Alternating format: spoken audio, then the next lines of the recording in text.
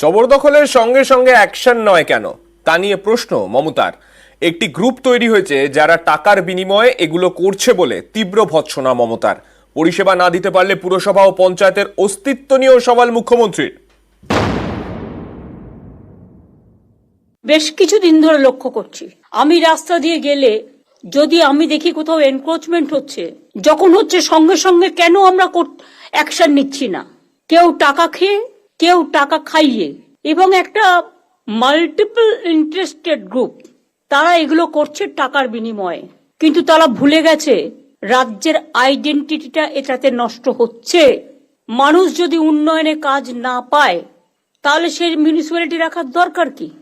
সেই পঞ্চায়েত রাখার দরকার কি? বাইরের লোকেরা এসে এখানে সব জমি জায়গা দখল করে নিচ্ছে, কারণ টাকার বিনিময়। বড় বড় মাল্টি স্টোর কমপ্লেক্স হয়ে যাচ্ছে, সরকার থেকে পারমিশন নেওয়ার প্রয়োজন মনে করছে না। কেন আমরা ট্রান্সপারেন্সি মেনটেন করব না? অনলাইনে করে দেওয়া সত্ত্বেও হচ্ছে না। এই প্রসঙ্গে পাল্টা কটাক্ষ করেন বিজেপি নেতা শ্রমিক ভট্টাচার্য। আসলে এগুলো কিছুই নয়, এগুলো জমি চিহ্নিত করা। প্রশাসনকে কাজে লাগিয়ে যে সমস্ত সরকারি ভবন ব্যবহৃত হচ্ছে না, যে জমি এখনো পড়ে আছে, এগুলো চিহ্নিত করা, তারপরে এগুলো নিলাম হবে, সরকারের কোষাগারে টাকা আসবে। ভাঁড়ের মা ভবানী, আসল গল্প এখানে।